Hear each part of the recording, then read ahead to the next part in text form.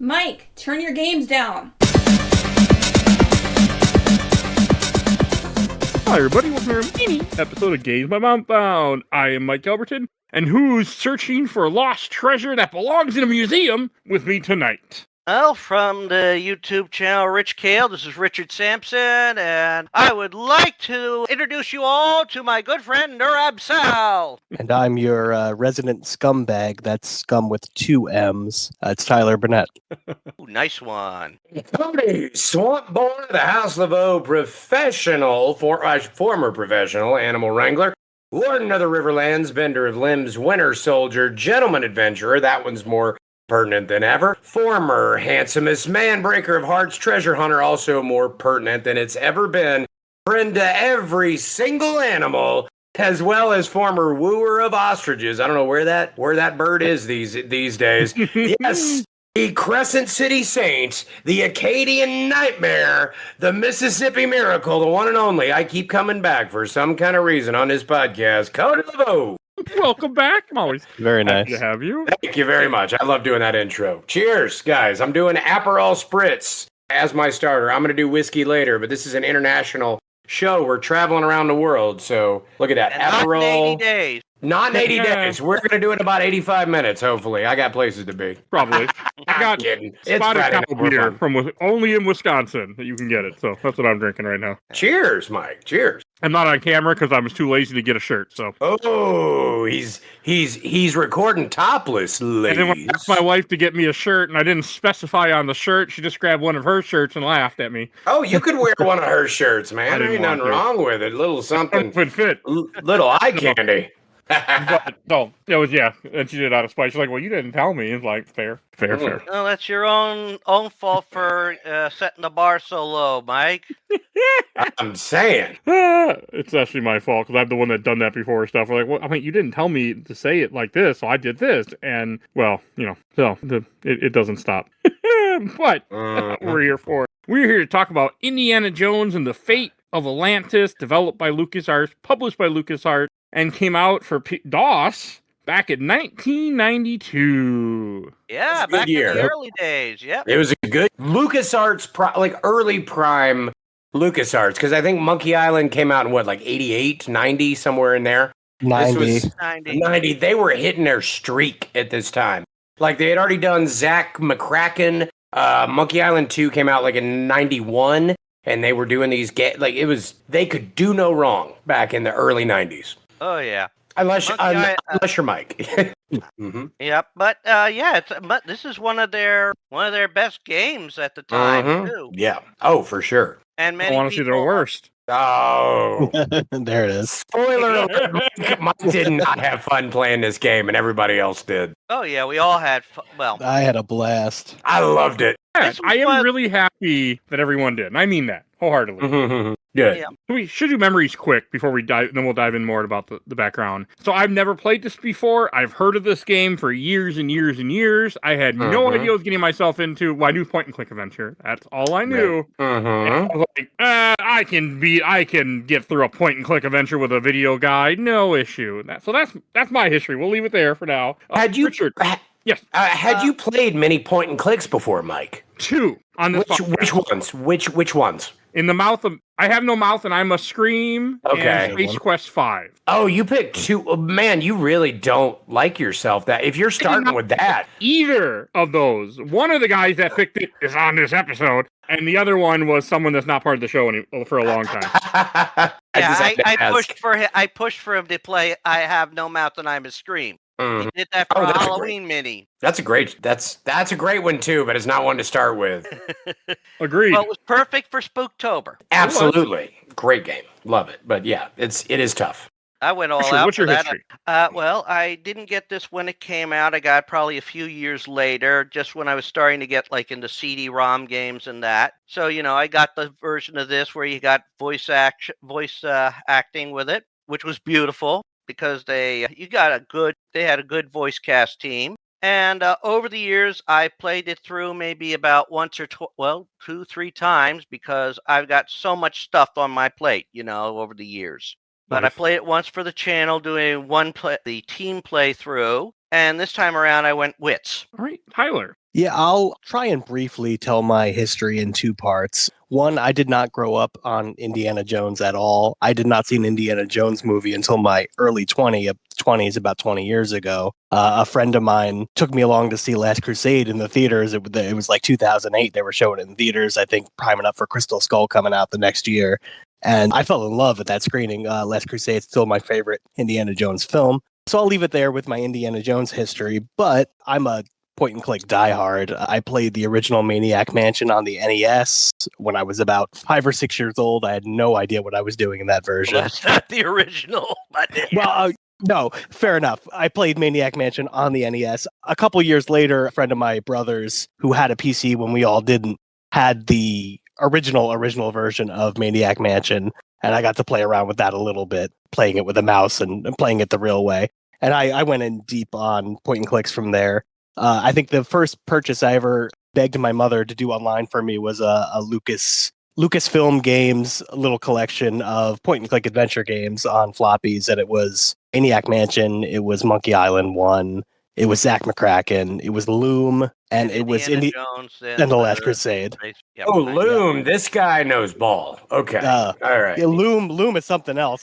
The real ones know about Loom. Yeah, I didn't get that game at all. I played all 5 of those. And beat them. And I love Last Crusade, but I didn't play Fate of Atlantis. I didn't even know about Fate of Atlantis until years later.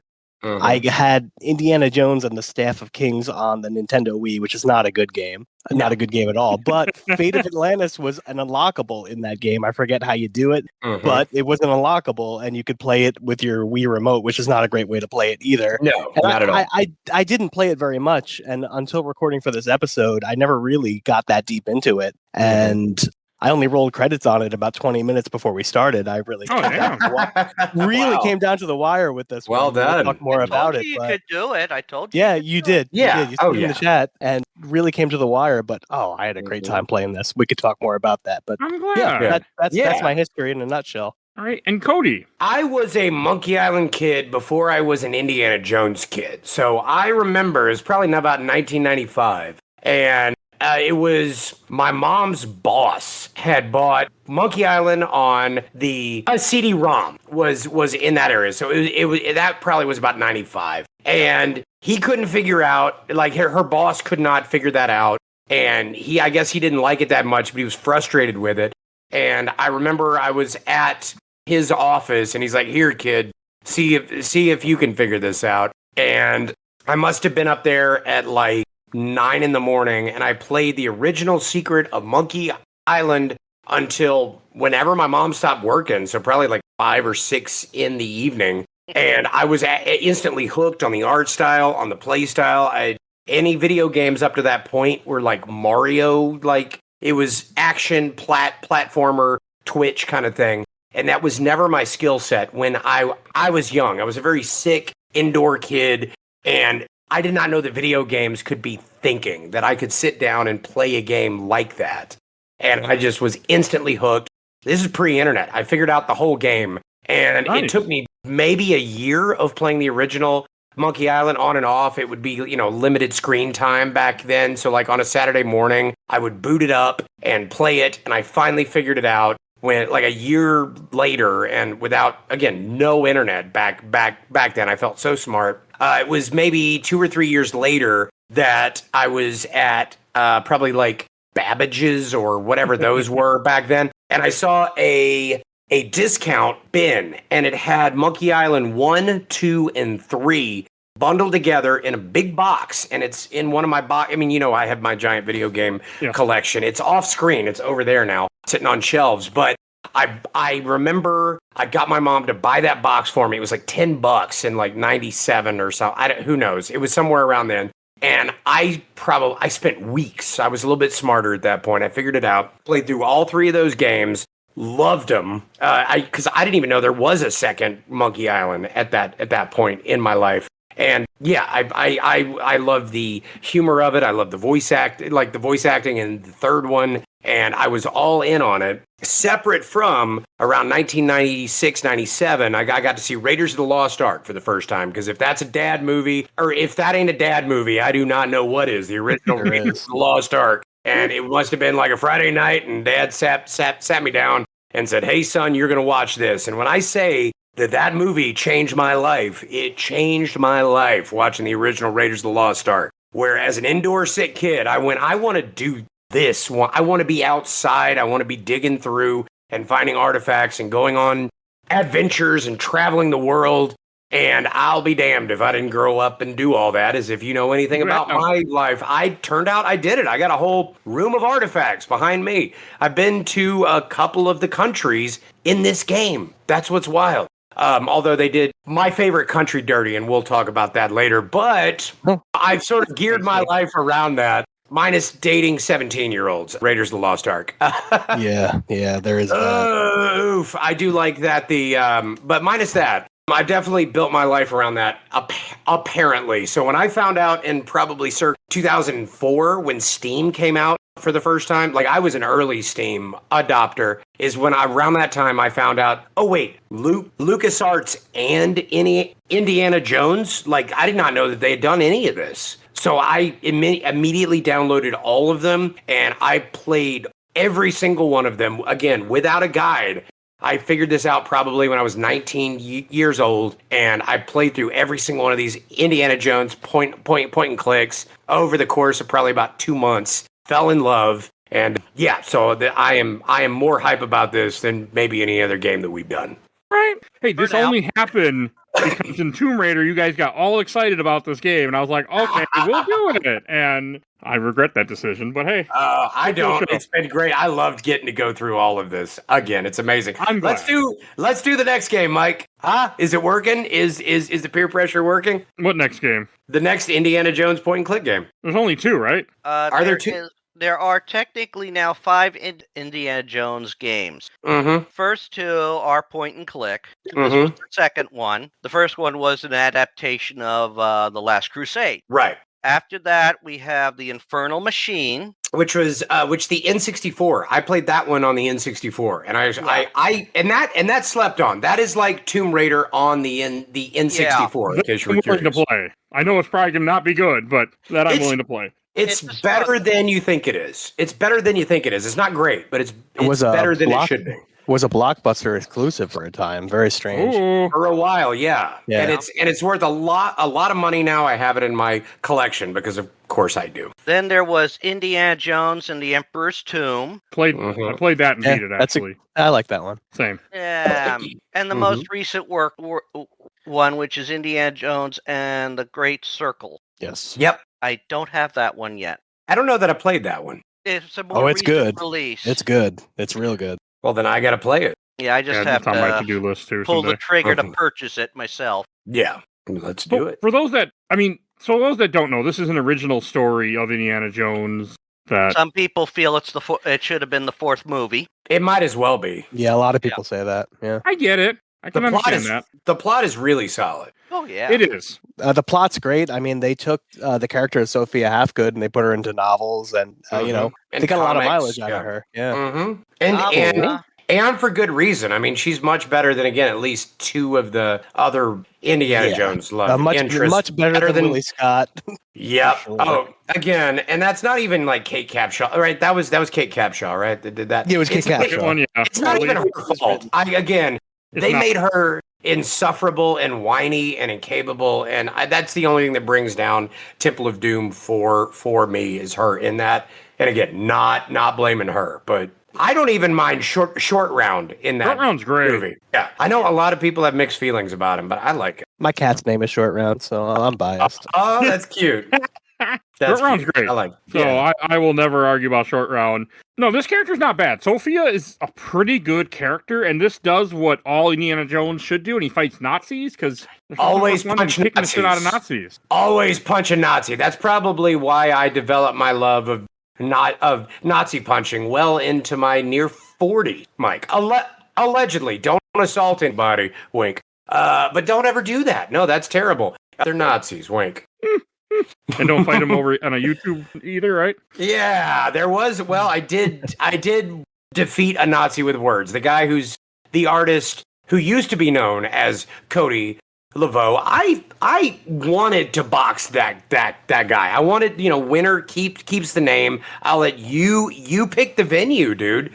And he was a neo-Nazi, and I was like, man, let's rumble, let's get in a ring, let's fight, I mean, I'm flexing here in the thing. I mean, I don't know, I mean, he's got plenty of really pretty beach muscle. He probably could have put up a good fight. He has very handsome muscle. I'm sure he looks very strong, but yeah, he did not want to fight me. I don't know why. I love that story. Yeah, so Cody, you took the wits path then. I did. I wanted to take this path. He decided to back down from it. I passed an intimidation check, I think, and then he changed his name to Saint Laveau, and then he became a born again Christian. And I haven't heard from him since. So I won. So now if you search Cody Laveau on Google, I'm like 9 out of every 10 things that you'll find there. So. And that's one of my proudest things. So as a guy who doesn't play a lot of point-and-click adventures, I know the gimmick of them. I know what they are and what they expect. This was more like the point-and-click wasn't the issue because, I'm cheating. So it's not like, I knew what to do. My issue was some of the navigation later on, which we'll talk about, it was bad. The way the controls were. I'll give you that, Mike. Even following a walkthrough, you're going to get lost. You could be following a walkthrough through the I wasn't lost. And you're gonna lose time. You're gonna lose time to it. And there's things that are randomized every playthrough, so a walkthrough is not gonna account for that. That got me, but also like Richard was being wonderful and helping me. So this game breaks into 3 different paths that you can then go on, and that's what broke me because I went the team path, which I feel like is probably the story what would be like the canon story, let's say. Yeah, it's supposed to be. Yeah. Yeah, okay. It is. And there's a part with a sub where you have to line it up, and I got unlucky as hell. I got a hole in the far back of the screen. I could not get that fucker to go back there. I did once, and then I forgot to save. The group chat for this has been so funny. I've been loving this. It has. It's been amazing. It's been great. And I was just like, and I died. And I didn't save. I died. And I was like, you know what? Fuck. So then I like, fuck this game. So then I sat down. I said, okay, I'll try again. So I did it again. And I just could not get that fucking sub to go where it needed to go. And I'm like, you know what? I don't need to be playing this. And I just said, that's fine. This will be game number 6 on the show. 5 or 6 that I just walked away from. And that's fine. I can do that. I was going to say, that's pretty rare for you. That's pretty rare for you. Yeah, I was going to say, it hasn't happened a lot. Yeah, it hasn't happened a lot. Really hard. And, I mean, I could have eventually got through this. Like, I mean, this wasn't like an impossible task, like Beautiful Joe, for example, or Diddy Kong Racing. This was just, I don't want to do this, and I don't have to do this. This is true. You are a grown man, Mike. This is your party. You can cry if you want to. And I did cry. Other reasons, too, that weekend. But yes, I was just like, you know what? I was just fucking done, and I uninstalled this game, so I couldn't go back to it. He burned the ships. Yep. I'm like, fuck this game. We are done. No. And it just, because like what Rich said in the chat, and Rich, you were 100% right. It's very early 3D graphics, and they just had a hard time figuring it out. It was the best they could do at the time. Yeah. Yeah. I mean, they couldn't put in the effort that Alone in the Dark put in. Right. Sure. There's a lot of what they used to call pixel hunting in this game, where you just gotta move that cursor around and look for that one little piece of information on the screen. Double Fine would have done a remaster of this. You probably would have had something to easier pinpoint certain things. Right. Which that was kind of a bane back in the day that I did not like. If there's 2 things that I did not like, it was moon logic and pixel hunting, because you don't know when you have the right thing, and it could be blatantly unfair during this time. So that is, and I think one of the worst games for that in memory is The Dig. I don't know if any of y'all played The Dig. Great story. Great story. I have the novel in my bookshelf. Oh, that's awesome. I haven't read it yet. But that dinosaur puzzle where you had to do the skeleton stuff like that could get very aggravating, and I think there was some pixel hunting in that game. But I remember that's one where I loved the story, didn't like the puzzles, and this was kind of had not quite as much of that, but yeah, there were some very aggravating parts of this that felt kind of like a bullshit just to pad it out. I have no idea how I beat any of these pre-internet, but I did. I mean, I used hitting your head against the wall. Essentially, yeah. I mean, when you own like 4 video games, it's like, exactly. Am I going to do this, or I'm going to watch a rerun of Gilligan for the 12th time? Like, There was no like these were the dark ages. These are the games that you work so hard to get through, and then you see if you could do it in one go or one save or not saving. Oh yeah, so I figured this out. Like I remembered, I go through Monkey Island, the first one like once a year, and I think I did in under 2 hours. Like I can just jump. I it's muscle memory. It's all stuck here, and I can just zip right through it, and I can do it. Like I think there was a Steam like thing for that. If you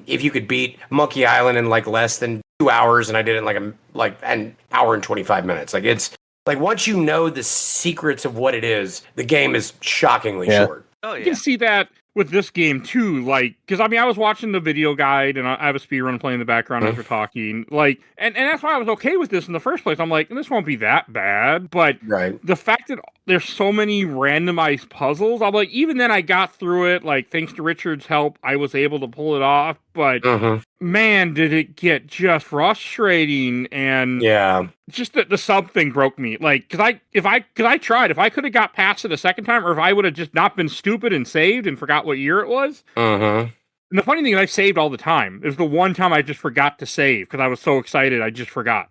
I felt so bad for you when that happened. I will be real. That's just the worst. I did my first ever fist fight, and I didn't know what to do, and the game didn't explain it to me, and I didn't read the booklet.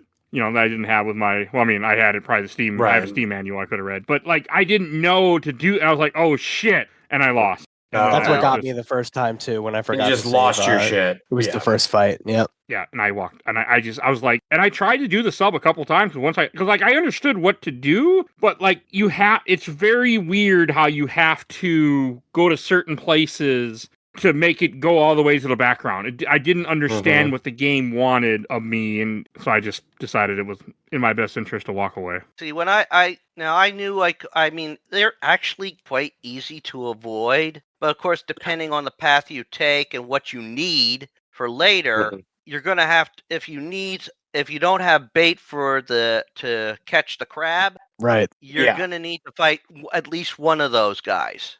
I mean, what I thought was I did it by choice. I wanted to do the fight. I just forgot to save. And that's your dumb mistake. I was gonna say, man, that's a core childhood. That's a core childhood memory too. Is like getting to like a point and then just straight up spacing because you're so excited. Yep. I still make the mistake of not saving early and saving often. So.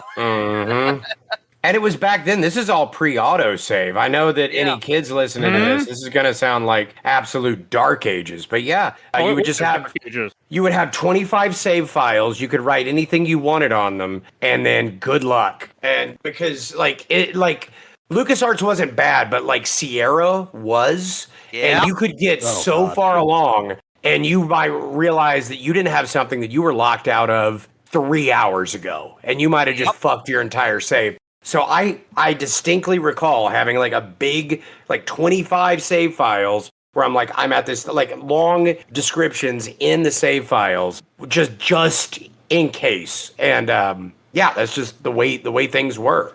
I kept thinking good at avoiding it. They were. I kept thinking I soft locked myself in this game, and I never did because they planned for that. But I think you can, right? Some of their games you can, but you really have to go out of your way to do it. Like Sierra was like built into being able to soft lock yourself. Right.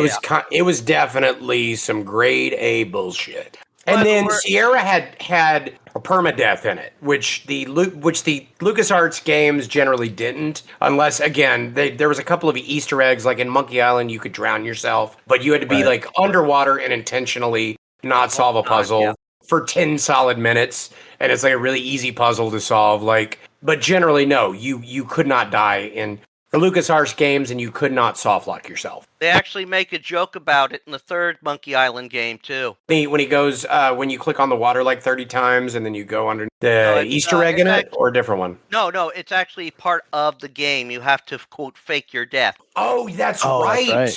You mix the alcohol and the meds to get into the good soup crypt in order to do that, and they even telegraph it with the 5 death tarot cards, and she keeps drawing death, and he's like, how many of these do you have in your deck? I love that. Yeah, and of course they also, after you die, it's like, I thought LucasArts didn't do this in their games. Yeah, I didn't think you could die in LucasArts games. Oh, you Maybe can they're die in trying this something game. new. Yeah, At the very technically, end. this- Yeah, at the very end. Yeah. Oh, I know, I died. No, you. At the I ver- mean, there Yeah. is game There's a over couple scenes things. for this Yeah. one, Yeah. There are. mainly Yep. because that's pretty much it's an Indiana Jones adventure. Right. I mean, That is even true. in the first game, you could die, and Hitler finds the in the Last Crusade. They could find the Holy Grail, and Hitler could live forever. Even though at the end you find out you can't take the Grail out of there. So, Which is kind of, yeah, exactly. So you can live forever, but just right there. As you found out from the old guy that does, yeah. Yeah. So, they had to have something to, okay, you made a mistake, learn from it. Bingo. This is like one of those games where, yeah, there is a bad ending if screwed up. Yep. So all you gotta do is return to your last save and don't make the same mistake. Exactly. And this game gives you tons of options, even finding the copy of the Lost Dialogue of Plato. That's a random event. And of course, it's in a place you visited in that intro sequence. Right, exactly. Mhm. Yeah, so good. Yep. Yeah, that's fun intro sequence. It's great. Yeah. I did enjoy parts of this game. Like, I was having a good time, and I was happy to play it. It was just, later on, I just got upset because I fucked up, and I wanted to, like, I was sad that I had to walk away from this game, but I knew me, and I'm like, I need to be done. And it all depends on what path you took in the game, too. Right. Yeah. You're going to run into those frustrating, exact placement puzzles regardless of which path you take. Yes, definitely. Did one of you guys do the fist path? Not on this playthrough. I know that it's one of those things that I did probably 2008 or something on Steam or GOG or whatever. I've done it once. It was never as interesting to me as the Wits path. Yeah, but Yeah, did you have I went to with do- Wits Path this time, and Yeah, so did I. yeah. Same. Is Witch Paths easier? No, I don't think so. That feels like hard mode. Yeah, you would- that's what I was gonna say. No, you wouldn't have had to deal with you didn't have to deal with steering the submarine. That was. I guess horrible that's right true. there. Yeah. Yeah, it's really just Because the puzzles are a little bit different because you're going it alone. Although you have to do a car chase. Yep. Right. Yep. And let's see, you also have to travel the desert, finding a location, avoiding goons and all that. What about Yeah. tailing the assistant, where like the map is all zoomed out? Is that part of Oh, yeah. only the Wits Path, or That's the Wits Path, yeah. Yeah. I didn't have to do any of that. The team. did you guys clock the name of the assistant, by the way? Off the top of my head, what I- It was, it- It was Paul Abdul, look at because it was that. 1992. Yeah. that makes sense. That Yeah, was I had that a was a laugh when I crisp saw that. reference back then. That's yeah, you're right. classic LucasArts humor there. Oh, Yeah. They were good at that. They could put in all those jokes. They put them in. They Mhm. put jokes in all their games. Yeah. Oh yeah, Yeah. definitely. Hell, Very in Return to Monkey Island, the Mhm. most recent Monkey Island game released. They Mhm. did a throwback to Loom. Yeah. Yes, they did. Yes, they did. It was That great. fun. Like, can't you just do it for old time's sake? Oh, all right. I will say, because it does feel as apt to say it here, is that I feel like this game got the essence of what Indiana Jones is, in that he is smart, but he's also a goofball, and Yeah, also he's absolutely. clumsy, and he's imperfect, and he knocks around and he runs into things. There's so much humanization in that character that in hindsight I related to so much that I think this game nailed, because it would have been too easy to make Indiana Jones John Q hero that never makes a mistake. Right. It never does, and always has the smart line and always gets everything right. No, he fumbles around and knocks around and gets hurt and falls down trap doors and doesn't always say the right thing to his lady love. And he's just That's for sure. no, but I love that about him, and I think it's they probably figured that, or like were figuring that out when they were writing the first Monkey Island, is that a Guybrush is a total dipshit, but he's got a hurt, and he's like fumbling his way around, and other people know more than him, which you as the character being the stranger in a strange land. I don't know. It works so well. I could talk about plot and device and writing, as you know, I've written a book, but it's something that I think is very slept on with this game, of how well they got that Indiana Jones character so correct in this. Yeah. I would agree with that too. I would say like the character stuff is well done in this game. Like it does feel like an Indiana Jones story. It really does. So I gotta give it credit for that. Yeah. Every dialogue tree is perfect. Great. Any section with the dialogue trees they nailed. Yeah. Mhm. And you could have fun with it. I mean, you could make him believe it that Atlantis is a possibility. You can have him, act like a complete ass when it comes to it. Well, and that's the fun thing about this world is Richard just spoke about this all being real is it is soft. Like it's not a hard fantasy series. There are mystical elements that are rooted well within the ordinary, which I like that a lot. Yep. With this goes like all of this. It is 10% real and it is 90% real. 10% magic, and when that magic shows up, it's a big deal. It's like if anything shows up, you're like, oh, holy shit! There's monsters now. Yeah. To me, that is a way more fun way to tell the story, and I'm so glad that Tomb Raider copped that, especially the more newer version of that, where it's like, oh, all of this feels like it could be something that's going on now, and then towards the very end, it's like, oh, there's like monsters and crazy mystical things going on. Yeah, and I've seen in just looking at the maps for Assassin's Creed Odyssey, they have a DLC. It's set in Atlantis. Yep. Is it called Fate of Atlantis? It is. Yes. Something like that. They stole it. Maybe not Fatal Ant, but it's something like that. I don't want to look it up right now. I was Googling stuff for this game and I kept getting Assassin's Creed. I was wondering if there was an homage or something. Maybe more of a crib. This game is definitely cool for the time, and it really does feel like Indiana Jones. And you're right, Cody. That's the thing I like, is I like the fact that Indiana Jones are so much grounded in reality with that little bit of mystical in each one. That just makes it stand out. And I mean, I love that in Tomb Raider, Uncharted. I'm a huge fan of stuff like that too. Yeah. They show a lot of restraint with the mystical stuff in the films, in this game, and that's what makes it so special when it finally does appear. Yeah, there's not a lot of mystical. Just Atlantis exists, and that's really and they save it for the very end, which is perfect. Yeah, which is what it should be. And yes, the DLC for Odyssey is called The Fate of Atlantis. Okay. It was an old Isu settlement. Yeah. That is cool. But you have to love how some of the stuff plays out. And even you have to have a little laugh and wonder how dedicated do you have to be to something to freeze to death? Pretty damn dedicated. And how fast do you freeze to death like that? I mean, let's face it, they did a plane trip away and a plane trip back. Yeah. How fucking cold was it in there? Exactly. And all he did was free the mouth of the damn thing. I love Richard's nerdness. This is great. I do love that this game lets you travel by map, just like the movies. It's a simple little thing in the game. It's not a big part of it. Where the line changing locations and traveling by map is so fun. And the music is there. I mean, it's pixelated, but it's the music. Yeah, because it was recognizable.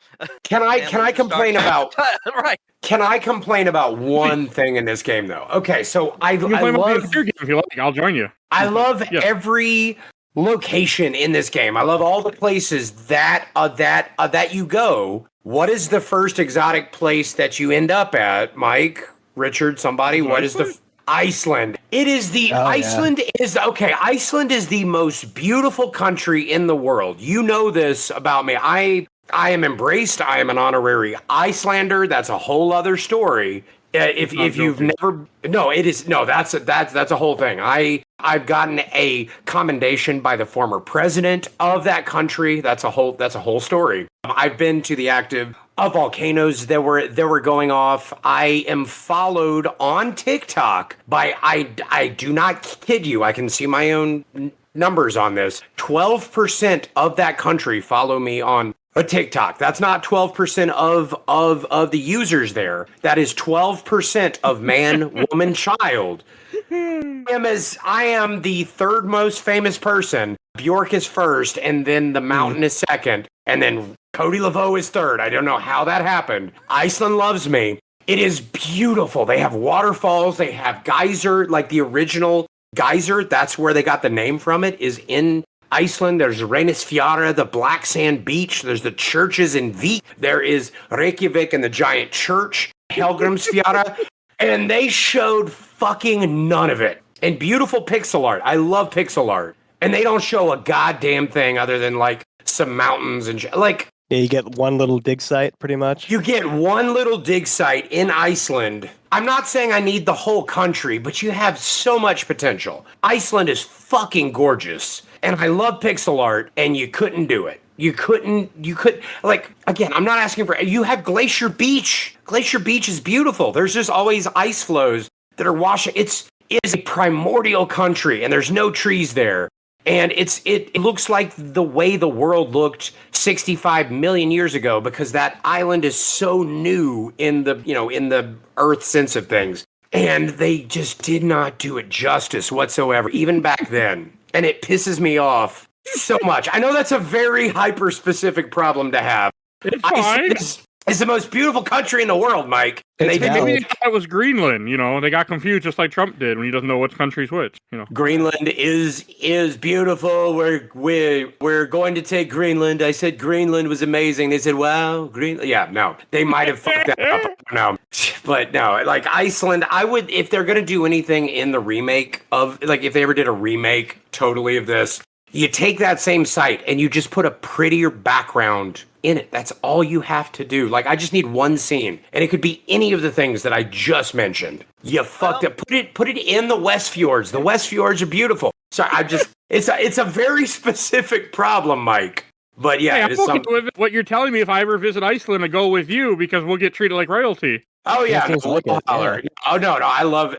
It's weird being a person of note in that, because the country is so polite and so standoffish, unless they're drunk, that I walk down the street and it's a lot of people look like they will nod and they'll wave, but I do not get bothered. It's the coolest feeling in the world. It's the way like McConaughey was famous like back in 1998 when he was running around Austin and no one had a smartphone yet, and so like McConaughey would like ride by on a boat, and they would, or on a boat, like on a paddleboard or like on a bike, and you'd be like, oh shit, that's Matthew McConaughey right there.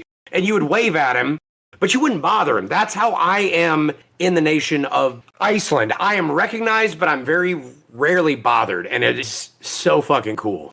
Okay, I give you credit. They could have done maybe done a little bit more, and I was kind of hoping, hey, maybe what we're going to see when we get to Atlantis is something a little bit more like in the supposed pictures that Sophia Hapgood had. No, we got a ring and puzzles and that big thing in the center. And then we're done, and then that's the game. Kinda, yeah. I mean, the fact that this game has 3 different paths is also a very cool touch. It is. I mean, for its time, it was revolutionary. I would say for 1992, it's probably revolutionary. For sure. And there were definitely different paths you could take with Indiana Jones and the Last Crusade. Mm-hmm. Not as many as this one, but all of them make sense, because again, he does punch Nazis. He also does solve like all of that. None of that feels out of character for that character. It wouldn't have made as much sense for almost anybody else. Like, a Guybrush Threepwood would not be punching his way through all of his problems. He would get laid out and thrown right into the sea. Indiana Jones makes sense. No, he'd have to have fighting with insults in it. Correct. Exactly. Insult sword fighting. Punch! You hit like a girl. How appropriate. You fight like exactly. Yeah. By the time you get about 3 more punches there. Huh? Exactly. So question, Bingo. How does the fighting work in this game? It's been a minute. Y'all are going to have to remind me. Yeah. I never figured it out. I spam the same button every time, and sometimes I won and sometimes I lost. Yeah, fighting has always been tricky with those games. You can, like in the Last Crusade, you can actually train at the school gym to learn fighting. That's right. They have the boxing ring. Forgot about that. Mm-hmm. Yeah. I don't think you get that in this one because it all depends on. I guess you're expected to remember it from the prior game. Okay. And I played these out of order. Yeah. I played these out of order. So I played I played this game first, and then Last Crusade second, and then I went back and did the Fist Path, and then probably I don't know. It's years apart from doing all of this. Yeah, I think like for the fighting, you had, because of how keyboards were designed. Well, they're still relatively designed the same way. You pretty much Yeah. use the number pad to do your fighting. Yeah. And since you were That- always I do usually remember on that. the left-hand side, you knew 9, 6, and 3 were basically throwing punches towards your opponent. Mm. 2 would be down, 8 would probably be jump up or something like that, and 7, 4, 1 probably worked as your blocks Okay. or moving backwards. Okay. So that's probably how it worked. Like I said, I didn't take the fighting path this time around. I didn't either. I just got screwed when I did. Oh, I want to do a fight. And I went, oh. And then I realized midway in the fight, oh, no, I didn't save. Oh, no. I didn't realize once you get knocked out, that was it. I figured they'd just put you back to where you started, but I no, was you're hoping back to so. the title screen. Mm-hmm. That's when the game got uninstalled. Shortly after that. Yeah, but I mean, they had to probably keep at least one traveling section in each game or in each path at least, because if you took the Wits path like we did, you would have had to navigate your balloon over the Mediterranean Sea. I had navigated through a desert. I will say I kind of love that hot air balloon section. I don't know. It was I did not. it was primitive. It was primitive and it was weird and took a while to figure out, but I don't know, something about it. I was like, "Oh, that's charming." Yeah, that is kind of fun. And I mean, they fit a lot into this game. I got to give them that. Like, it was a very interesting game, and I don't regret that. Very ambitious. It's now part of the show. I do not regret that at all. There are actually 2 endings in this game. I thought there was 3. Or is there only 2? I know there's the one with the ruins and it crashes down and everything. Was there another one, or am I thinking of? Usually, at the end of the game, you will have one of 2 endings. You'll have them leaving on the sub. Right. And, of course, Indy will remark about having at least proof of one of his adventures, and then... Hence the case behind me. But you can, if you don't save Sophia from the possession of Nurab Sal, you're alone. Oh. Yeah. So she can okay. die in that scene? Yeah, she can end up... Her thing, it really makes you wonder about how much of it she was actually being honest about with her act of being a psychic and Nurab Sal. Yeah. Because he does, quote, take possession of her once you get towards the middle section of Atlantis. Yeah. And if you do not rescue her, I think she comes in during the end game sequence, and, well, you don't have to worry about trying to trick the German scientist into it. Yep. Which, as an aside, with that German scientist, how did Indy not know that guy was a Nazi scientist? Like, I know Indy's kind of a dipshit, and that's why I love him, because I'm also kind of a dipshit that travels the world and finds himself in accidental fun things. But, bro, come on. Well, there's a German accent. It's hard to hide the German accent, all right? Yeah, it is very hard to hide that accent, and let's face it, they have to get, if it's plot, he's got plot armor to get away. Exactly. Right. I mean, he manages to get away with the statue, but you don't know, they don't know anything about it, and India has to even admit, I had a feeling there was something more to that statue, but I just didn't want to admit it. Which is very Indiana Jones. That's very much him. Well, which is also good if you're talking about some German, some member of the Third Reich trying to use something for weaponry. And what kind of scientist is already talking about bombs, tanks? I mean, why it is you think it's 1938. so small? Very 30s German, I will say. That is very on brand for 30s German. Yeah, but even a scientist is like, they're not necessarily, I wouldn't, I mean, mad scientist, yes, he's a mad scientist. No, he's 1938 and he's German. Angry scientist, he's an angry scientist. They're all bad. I love this stereotype. Which also, because I know there's some Germans that are going to listen to this podcast, so I want to cover my ass. There's a few. German, we have a German. I have a lot of German fans, and when I post about one of these, they always want to come out and like watch or listen to the stuff that I do. I love the Germans now. Y'all are adorable, and y'all are incredibly. But so just wanted to cover that as we're saying this. But I mean, yeah, I might shit on Nazis, but I also shit on American Nazis too, and I can't believe that we're repeating what they did in and I get why the 1930s, why they fell for Hitler. I do not understand why we fell for a fat orange man. I didn't. Correct. We have why we as a country fell for that. And the first people that will tell you about why are you falling for this are modern day real life 2026 Germans will look at us and go, "What the fuck are you doing?" Like our grandparents for all of this do not do this. So shout out to all of the Germans. I've never seen a country that is more apologetic for what they have done. As somebody that's been to Berlin and visited Museum Row, I have never seen another country that has ever done this, where every museum not only lists the country of where their artifacts came from, but has ensured that that the country is allowing them to hold onto it and is referencing just how grateful they are for the country letting them display their artifacts in their museum. The Germans have such a great policy and acceptance of what they did back in the 30s. I just wanted to cover that because I will have some Germans listening. Love y'all. Well, we're going to mention history. They were also on the wrong side of World War I as well. Correct. I don't think apologizing to do.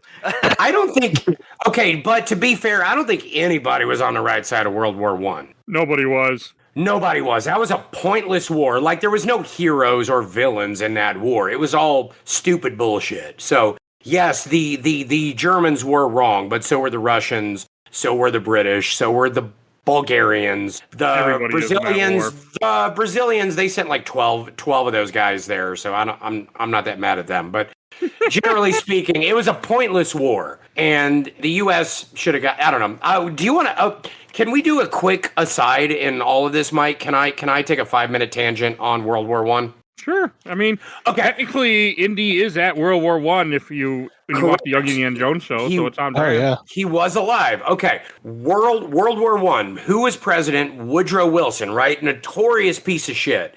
Historically, Trump might end up being the worst. Woodrow Wilson was the worst president up until recently, maybe, ever. And it's a lot of because he didn't want to get involved in World War I, whereas Teddy Roosevelt did. And not that it was for the most noblest of cause, but Woodrow Wilson was in favor of the declassifying the original Klan, yes, the White Hood Klan, as a terrorist group and let them come back to power. That's Woodrow fucking Wilson.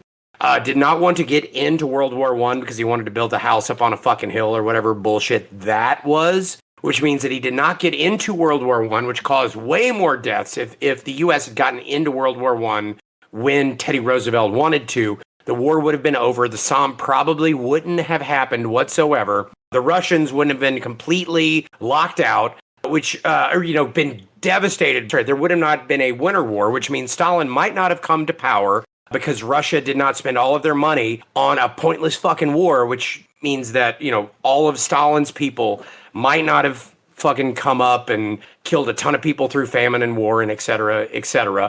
Also, Germany might not have had to pay the same reparations that they did following World War I because the war might have ended sooner and Wilson might have gotten invited to the League of Nations if he had actually joined the war when they asked him to, which might not have caused the rise of Hitler, which means Woodrow Wilson was inadvertently responsible for Hitler and Stalin and the fucking Klan. It is a butterfly effect like no other. Trump is doing his best to speed run beating him for being the worst president of all time. But Wilson, for right now, history is going to tell, is directly or indirectly responsible for both Hitler and Stalin. So fuck Woodrow Wilson. I hope he's spinning in his grave. I hope somehow he can hear this right now, you racist piece of shit, even for the time.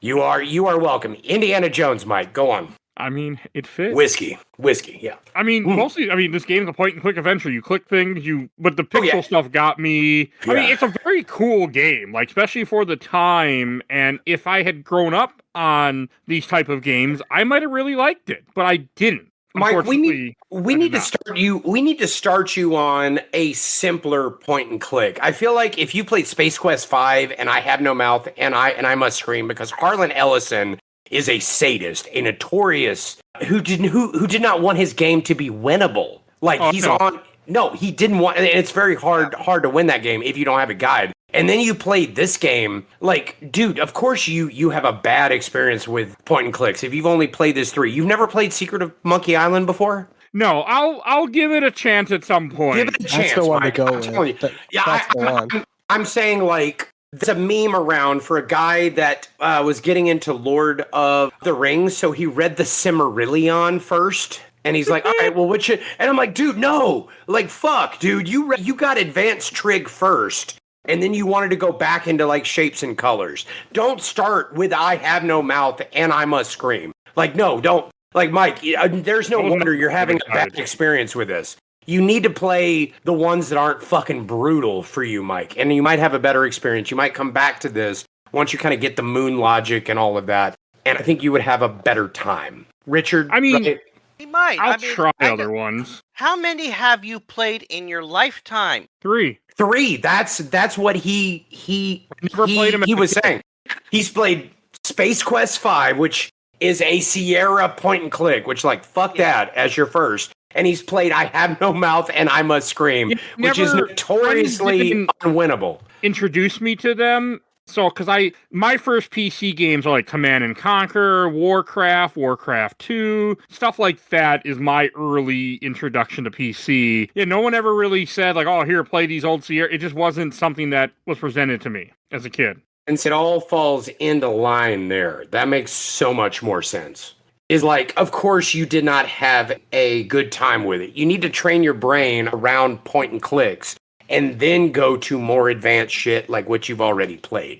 Again, Secret of Monkey Island is a great place to start. There's also lots of great modern days. I'm trying to think of the name of it. I played, what is her name? Kathy Rain. Kathy Rain is a great place to start. It's modern day. It's not brutal. You can have fun with it. The story's great. Just anything of that nature where like you can't die and the puzzles aren't just full of moon logic. Well, you can technically die in Kathy Rain, but just resets you to where you made your mistake. And exactly. It's not like permadeath. Go back to your save. Do that kind of thing. Because you forgot to save, asshole. Like, Right. You're going back to the absolute brutality of these old school games. Even a game like Harvester would be better than this. Even though I wouldn't recommend it. Are you sure about that one? It's fun. I'm kind of don't tell Mike. I'm trying to get him to be pissed off again, Richard. Don't worry. It's going to be a while before Mike says yes to another point. I won't touch Harvester. I won't. Harvester is fun, but don't do that, Mike. I'm literally. Harvester is a fucking crazy point and click FMV era. It's offensive as shit, intentionally so. There's gay firemen in it, and I love it. And there's a wasp lady, and there's a guy with no legs. If you pick the wrong dialogue tree, he shoots off nukes, and you spend the entire second half of this game hitting people with a fire axe, and it's ridiculous. Do it for a like upper game. Do it with a guide, but yeah, don't do it for real. Sir. Everything. Harvester is a great October game. It is unlike anything you've ever played, and I don't know when else I'd had the chance to talk about it. Okay. Anything else to say about this game or Indiana Jones? I feel like we've even barely talked about the game itself, but but that's how all of my podcasts go, Mike. Well, to be fair, most of this game is click on object, dialogue tree, click on pixel, pick up item, use item. Yeah, it's point and clicks. Point and clicks. The story is essentially the story is this: Germans are World War II Germans looking for Atlantis. Indy has to now head them off, and the only expert that he can think of is a former assistant whom he also sort of had a fling with. Mm-hmm.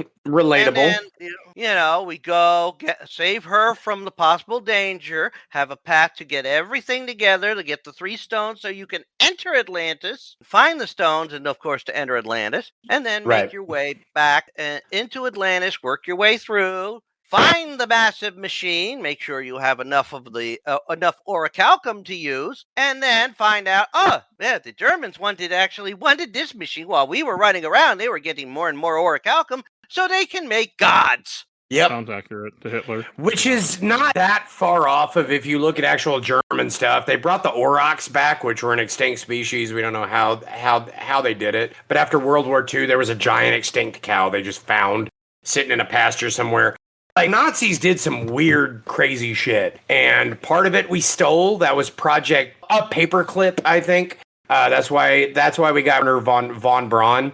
But it turns out crazy and evil. Eventually, you'll find out some, like, shit. If you don't have ethics boards, you can occasionally find something that advances science 20 years. Doesn't make it right. But it's not that crazy that they might figured out. Like Hitler had a plan to invade Antarctica to try to find the fucking hollow Earth. That's not even a joke. That's a real thing he fucking did. Like there was some crazy shit. They dropped bombs out there to break holes in the ice. They wasted money on that, and that is actually funny. I do think that's very funny. I mean, again, we won. The Allies won because Hitler goes mad and wasn't smart on a lot of things. That's why we won. I mean, and to be fair, like I always like to joke, but we're lucky that our Fuhrer is a fucking dumbass. So hey, it helps. Oh yeah, no, they were very. He never surrendered. He never backed down. Which any military leader would be like, that's dumb as fuck. Sometimes you got to back up and like not have all of your dudes die so that you can actually strategically. No, Hitler wanted to be rah fucking Germany. I'm sure the U.S. Couldn't learn a thing from that. I'm sure that's not that you can never be wrong. Go on. Well, there was one of the presidents that actually believed in the hollow Earth theory. Which president? That's what I'm trying to look up. Oh, sorry, Richard. Go on. No, but he even that president even set up an expedition to try and make contact. I think. Oh wow, I would believe that. Wait, which president was it, Richard? That's what I'm trying. Oh, he's looking right now. John Quincy Adams is incorrectly associated with the concept. He did authorize the first U.S. scientific expedition to the South Pole. Right. He supported for geographical exploration and scientific discovery. Okay. Largely after the expedition's organizer dropped the hollow Earth claims to secure funding. Okay. The South Pole and the hollow Earth is a tale as old as we've known about it. And what's crazy about John Quincy Adams, for the time that it was, Antarctica was still relatively new. Like we found like 8 or I'm sorry. We found 7 of the 8 planets before we technically discovered Antarctica. Like it's like we found Neptune like a decade after we found Antarctica, which is wild. So and that was in like the 1600s. Like that's how recent it was in the in the relative scheme of things. There's a big hunk of ice sitting down there. Nobody knew it was even there. So Antarctica, and I could talk about that forever, about how it used to be a continent that had an ice shelf similar to the Bering Strait, and that's why there's possums in South America, is because animals moved from South America, or from Australia through Antarctica into South America, and that's why there's marsupials even here in so it's possums. I will talk about animals, Mike. You have to stop me. But Antarctica did not always used to be covered in ice, Mike. It used to, there were critters down there before it froze over. And it's mysterious, and I want to find out more about it. And in a future podcast, we'll probably do a 20-minute rant about Ernest Shackleton. But this is neither the time nor the place. Went on the boat and then crashed and then got stuck there. The Endurance. So in those pictures I dropped in the group chat, that giant Lego ship I have, that is Ernest Shackleton's ship that crashed. They got stranded there. Did not lose a single man. Him and a few crew members got into a lifeboat and sailed to South America over the most turbulent waters known to man, and saved every single member on his crew on a failed expedition to Antarctica. It is my favorite stories of all time. Shackleton, I again, please do not get me started. I will talk about Ernest Shackleton for the next 3 hours. All right. The ship was made out of Legos. All they had to they were probably just stuck on them without the right prying tool to get them loose. So that's how they all survived. So. All right. Anything else to say about Indiana Jones, or are we about to wrap it up? Indiana Jones, right? Fine. Go on. Yeah, it was for its time very, very good. I would argue it's still very good, if asterisk, but yes. Yes, it's still very good for its type of game. And let's face it, it was one of those games that really, cemented how well the engine worked. And let's face it, it used, as Tyler was so nice to mention, the SCUM system. Yep. Script creative utility for Maniac Mansion. Yep. And that was so remarkable. I mean, they could easily adapt it for multiple formats, as we know with.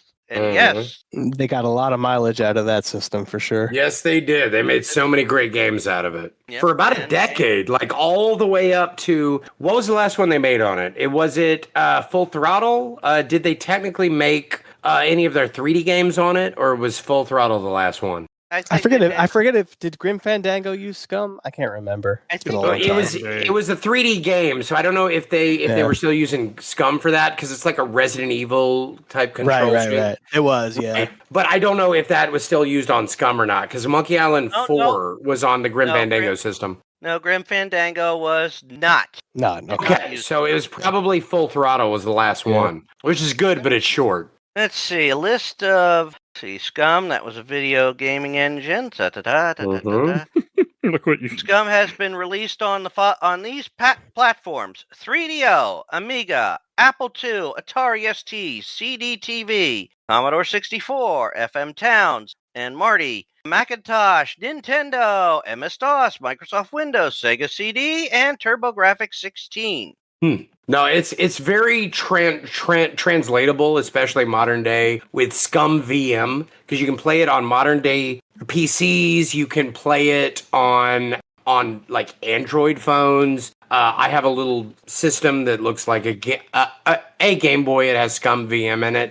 Yeah. God bless whoever made that and translated games. It's so cool. I love it. And there's so many fan games that are made through Scum for how great of a system that it was. And let's see. I mean, you catch even references to it. They'll make they tie that in. They put in jokes in games. Yep.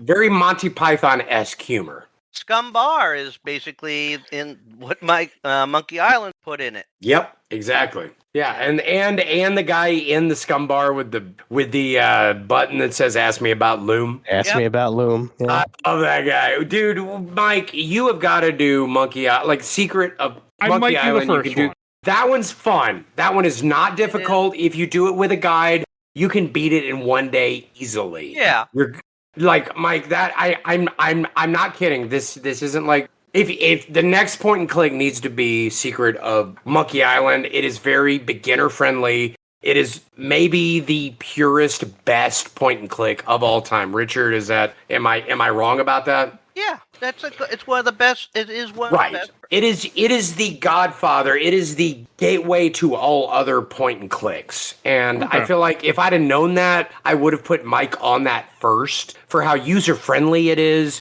For how not full of bullshit it is. There's not moon logic. There's not like pixel hunting at all in it. It's funny. It's engaging. It's high-paced. And it's really fun. I'd be there in a heartbeat. I'll talk about that game all day. Like, if you're going to do that game, I will be mad at you if you do not include me. If you do not include me, Mike, I might never do this podcast. Again, you got to have me on Secret of Monkey Island. I can't guarantee it'll happen, but I can make sure I'll remember this conversation. Just like of course, you better, because I'm going to bother you for the next six months until you put it in. Like that one could almost be a short. Like Mike, if you really, it would be a mini, just like this. No. Even if you wanted to do a mini on it, like I could, like that's one that I could easily just run my fucking mouth on for 8 hours. Like I'm not even kidding, and I could beat it in less than 2 hours. And so could you if you used a guide. No, I would. Like I'm not going to play it legit. You could do no, I mean like you could do it in like a Sunday, right, Richard, Tyler, like you can beat that. Oh, totally. Really quick. Yeah, it's sweet. Sure. I thought I could beat this in a day or two, and I was wrong. You were incorrect, Mike. This one was not. There's no random puzzle bullshit. The only thing is insult sword fighting. That's the only random element of it. And even then, that all has its answers. You could even look them up and find them online. Yeah, exactly. You can find them online. It's not. It's more just like you don't know which insults you're gonna get. Like it's not. Yeah. Oh, then that's fine. The same way it is like here. That. That one's fine. And you can't start using an insult until somebody uses it on you. Correct. So once you know that part of it, again, it goes really quick. Once you know the insult, then you have to use it to find out what its response is, its proper response. That'll be another, maybe. I got a few other ideas, but we'll see. But first, we should go to Shelf Stacker Box. Oh, right. Mike's actually trying to keep the podcast cadence at what it could be. We've been recording. I want to go eat some food and go to bed. Because some people have to work tomorrow, unfortunately. But boo. 4th of July. I know, trust me. But you're not off tomorrow because it's 4th of July? No, my job doesn't close, and I had to volunteer for 3 holidays, and this is one of the ones I had to pick. So Shit. I was offered holiday pay tomorrow, so I'm taking it. Yeah. I was supposed to be working tomorrow, and then now I'm fun employed, so they can deal with it. So I get to work whenever I want to work. You want to know something? What's up, Richard? My wife, my late wife, she used to have all her holidays off, and then she had to take one holiday, and she ended up getting stuck with 4th of July. Mm-hmm. She never did get to work that first 4th of July. Love you, Richard. I hate working holidays. Yeah, same. I used to hate doing that. Working a holiday is difficult, and depending on where you work, it can be pain in the ass. It can be a great thing. I mean, I worked at Amazon, and I've worked my fair share of time on 4th of July. Yes, same. But I've also, yeah. I swear that my wedding anniversary was on the 28th of May, and last year my wife was alive. It fell on a Monday. And so I said, I'm taking it off. My one of the coworkers there at the time is like, dude, what are you doing? You get time and a half. I said, it's my anniversary. You're doing the right thing. You're doing the right thing. Yep. Yep. Oh, that's funny. Exactly. So yeah, you get some good people where you work at, and they can understand things. So we'll go to Shelf Stacker Box. And Tyler, why don't you lead us in? Oh, it's going on the shelf for sure. This is the masterpiece. If I had an opportunity to buy a old-fashioned big box PC copy of this game right now, I would, and I would put it right on my shelf. It would be a beautiful thing. This game's a masterpiece. All right. Richard. Obviously, it's going on the shelf. This is one of those landmark games. It is a very good game. It has its cultural impact, too. So, yeah, you got to put it on the shelf. And Cody. Oh, sorry, I was doing a whiskey. Yeah, like, Mike, come on, clearly, I am Indiana Jones. He's literally me. You see the shit behind me. I know this is theater of the mind, but, like, again, I have so many artifacts from my travels around the world. It's me. This is the best Indiana Jones game I think that has ever been made. I know you didn't have the best experience with it, but this should have been the fourth movie. But, again, this hits the characters so well. I know that the game before this was, the first, but this to me was, again, canonically for me, the fourth film in the series. It's what I base my life off of, is a core memory for me, even though it was in my, when I was 19 or 20 years old. It is the perfect mix between the point and clicks, which I love, and Indiana Jones, which I love. And other than Iceland being done dirty, it is essentially a flawless game in my eyes, and I would love a remaster of it in the same way like The Secret of Monkey Island got, but honestly, I don't need it. I love the point and click aesthetic. I love the places they go. They go to Iceland. They go to Guatemala. They go to Algeria. Too much whiskey. Algeria. Yes, exactly. Thank you very much, Richard. Whiskey burp. But yeah, no, this is my shit. I love it so much. And the box art, if we're talking about pure this is going on the shelf, that's a good box the art. box art is that hand-painted classic style. If I could have a poster of this somewhere, I might print it out. And I would put it right here on my wall somewhere. It's beautiful. This is a shelf, if anything has ever been a shelf, Mike. I'll go last. This is going in the box because I couldn't finish it. And I don't like it when a game beats me. So it doesn't happen often on the show, but it happened. So one of them was Fallout, and you could be wrong about things, Mike. One of them was the original Fallout. You didn't finish that. That was like third episode of the show. Beat that game. I finished it. Oh, did you finish the original Fallout? Fallout's not one of the. I think it's 5 games. No, maybe it's 5 or 6 games on the show. I forget the actual number that I haven't finished. It's not very many. Right. I was going to say, I thought you didn't finish the original Fallout. Oh, yeah. But no, I forced myself through it. I didn't. I'm impressed with you, Mike. Pod Racer, Diddy Kong Racing, Beautiful Joe. Diddy Kong Racing, nobody finishes that. And Beautiful Joe, that's Twitch Reflex. I've never finished Beautiful Joe. You're fine. Wait, hang on. It was Beautiful Joe, Diddy Kong Racing. What else? Soul Reaver 2, but that's because I couldn't play it because I just could not get it to run on anything. I gotcha. And then this now. This is what I think are all the ones. They're not a lot. I have 4 or 5. Like 4 or 5. Holy shit. Yeah, but of course, point and clicks, of the 3 he's played for the show, he finished 2 of them at least. Yes. That's impressive. And when I figured out that you had not grown up on point and clicks, and this was like the 3rd one that you've ever played, of course you didn't finish this one. And Dude, those other yeah. two you played, those are challenges. So Those But way weren't harder than the one played. I cheated. Yep. I used a guide, so they weren't. The thing that got me with this game, there's so much randomness to it that it was hard to figure out sure. the guides. I do because- get that. You can get lost in those guides. Yeah. Yeah. No, that makes so much sense. Let's watch videos, Again, and the videos let's give you some positive point and click experiences, man. Well, now and now that changes somewhat my one idea, because if he's only ever played 3 point and clicks in his life, Yes. I was thinking that maybe we should do a genre talk about why you don't like point and clicks. Oh, Mike, please. I would Okay. love to hear it. I would love to hear it. Would love Won't to be come on long. and talk about it. But all right, that'll be a different episode. I need to get more genre talks out there because those are very Yep. interesting. So Yep. that might happen. Well, I know Ken said he does not hold the reins to those anymore. It's his idea. He's welcome, but that's another conversation. But we should go to plugs. Richard, right, where can people find you at? You can always find me up on my YouTube channel, which is Rich Kale, where I play through a lot of games. I have played through all these Indiana Jones games, except for the Great Circle. And I played through a lot of other LucasArts games that are up there. The whole Monkey Island franchise, the Maniac Mansion games, Loom, Grim Fandango, The Dig. It's pretty much, I think, most of their library already. And I got other games up there, some that are point and click, which like the Kathy Rain games, played both of them. Yeah, Unavowed, that's another good one that is point and click. Lamplight That City, is also good. a I totally forgot about Unavowed. Yeah, Lamplight City, another good one, Mm-hmm. and a bunch of others. And I have stuff up on fan fiction sites. One of which was actually, some of which are inspired by some of these point and click games, and some that aren't. And Cody. Wait, what are you asking me? I totally spaced Where out. do people find you at? Oh, yes, you can find me. If you Google Cody Laveau, Laveeau, just like Marie Laveau, you can find me. I'm all over the internet. Again, the former Cody Laveau, former neo-Nazi.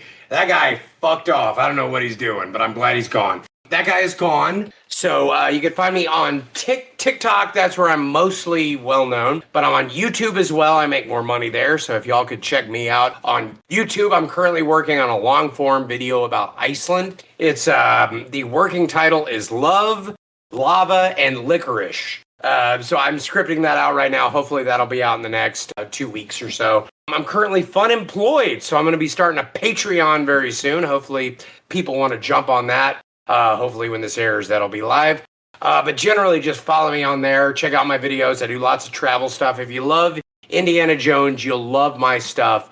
Google my name. Find me on there. And please help support me. And if you want to see Cody Laveau look very cultured, you go to his page on Goodreads. Oh, yes. I also wrote a book. It's called, Richard, you're doing so much better marketing than I am for myself. I wrote a novel. It's called Horangi Fire, Horangi Fire. It's a Korean Viking fantasy novel. It is technically a best-selling novel. I debuted at number 9 in 2024 on Amazon's bestseller fantasy charts. It is, a lot of people really like it. We're out of June, but it is a queer novel. Not in a novel that is technically queer, but it's a novel that has queer characters in it. If you like that, if you like dragons, if you like Vikings, if you like Korean culture, I have all of it in there. I don't know if any of y'all have read it. Have any of y'all read it? I'm going to put you all on the spot. I'm not, but I have a copy. No, sir. You're fine, man. But yes, I am very, very proud of it. I'm not just saying that. It's gotten very positive reviews on Goodreads, on Amazon, on anything else. If you want somebody to read it to you, I have a lady named Sarah that will read it to you on Audible.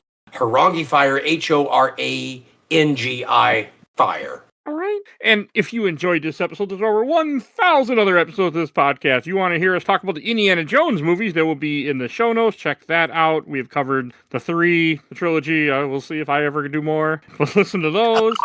If you want to support the show, we do have a Patreon. Little dog vote in our Patreon polls. We have 2 polls a month, so a great way to affect the show. Also, if you are a patron, you get episodes early, like this episode. You get it when I finish editing it, and you don't have to wait the month that other people have to wait. But everything does come out eventually. If you donate $10 or more, I will plug your podcast, YouTube, whatever it is that you do. Every episode I make during that month, like these lovely people, Phoebe Stanton, the Let's Play Princess on YouTube and Twitch. Love y'all. Podcast, Nerds Broadcast. Check out Zach's show, absolutely the best podcast of work in progress, top of the MC movies and currently doing the Alien Predator franchise. Then also make sure you check out Bill Tucker, The Gamer Looks at 40, and his new podcast, Carrying My Cross. And please join, and I'll give a shout out to my awesome intro and outro, because Helena at Hell Has Fury. And please join our Discord. If you want to be on the show, you want to suggest things for the show, join the Discord. You'll see a link in the show notes for that. And please follow us on Facebook, Instagram, Threads, Blue Sky, YouTube, audio only, and rate and reviews wherever you get your podcast. I think that's everything I need to say, so we will see you guys all next time. Bye, everybody. Bye all. And too honky for this tonky. Take it easy, guys. And Mike, if it's easy, say it. Take her twice. I love how reluctant he says.